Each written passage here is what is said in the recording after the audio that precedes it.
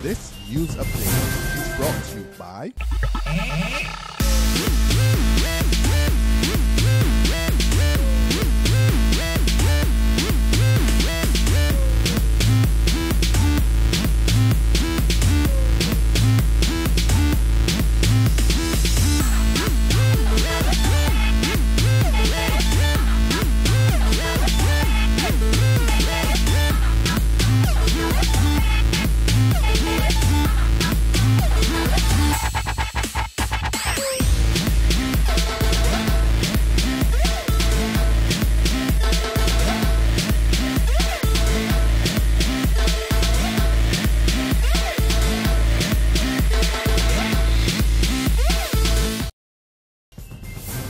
This is the 7 a.m. Barbados Today update for Thursday, July the 24th, 2014. I'm Emmanuel Joseph.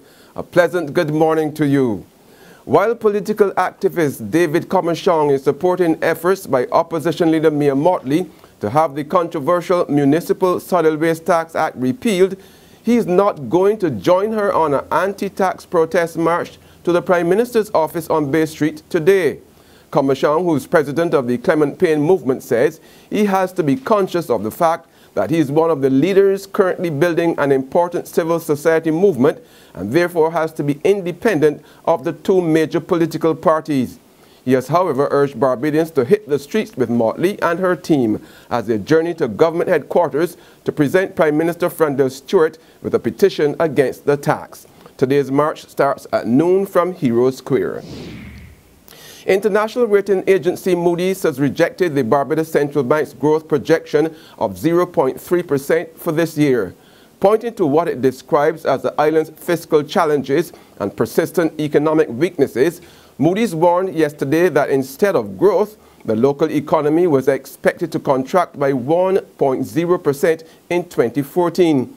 Moody's also said that given the larger budget gap in the last fiscal year, it was now estimating that the Frandell Stewart administration needed a total adjustment of at least $450 million to reach its deficit objective in the current fiscal year. And one of government's multi-million-dollar residential projects has hit a financial snag. Director of the Urban Development Commission, Derek Allen, tells Barbados Today the urban title transfer program for tenantries has been forced to slow down due to financial constraints. Allen says the program, which was conceived in 1997, requires Barbadians occupying urban tenantries costing an average $25,000 per lot to pay only $5,000, while the government must find the rest. We're still struggling also with our urban title transfer program. We estimate that to do the program justice, we're talking $80 million. We're talking about 540 plus tenantries, average tenantry 12. And the transfer, when the program was conceived, land in urban Barbados was $9 a square foot maximum.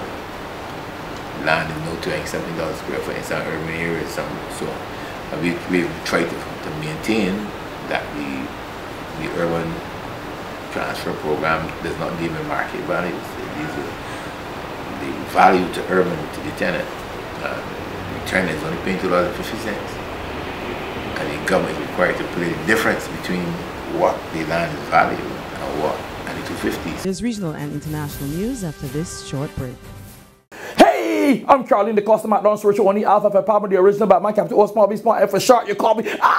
This is the Nirvana experience. I am feeling perfect happiness, pure joy, and this is bliss. Because Barbados Today, in association with Wednesday 2000, presents Tales of Nirvana. Yes, listen to me, why? Because Wednesday 2000, the band is Nirvana. This is Kudumment, the 2040 experience. And what they want you to do, if you believe that you know what Nirvana is, and you can get more Nirvana than me, you have more perfect happiness than me, more pure joy than me, more bliss than me, take a 60-second video, upload it to Tears of Nirvana at BarbadosToday.bb. Yes, and they will upload it to Facebook. People will like it or don't like it, but I know you want them to like it. And you can win 2 costumes for Wednesday 2014, which is Nirvana. This is Kaduma the 2014 experience. Hey, for further information, log on to www.barbadostoday.bb. You hear me? www.barbadostoday.bb. Nirvana,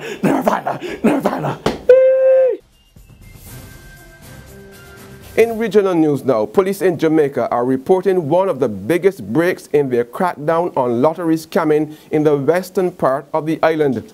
Police say that over a 2-day span this week, they detained 41 people in a series of raids across Westmoreland and Trelawney in a joint effort with the military.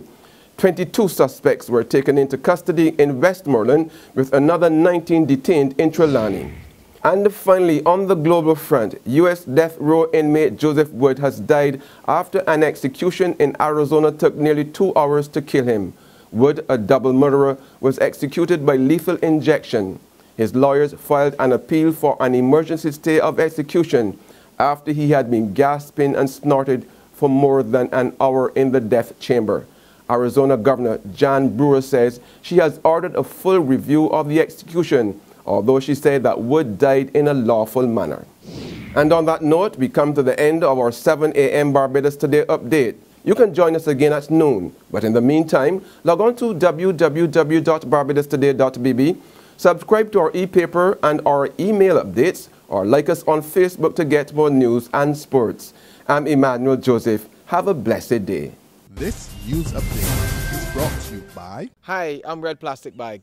Anyone who knows me knows I don't like cold.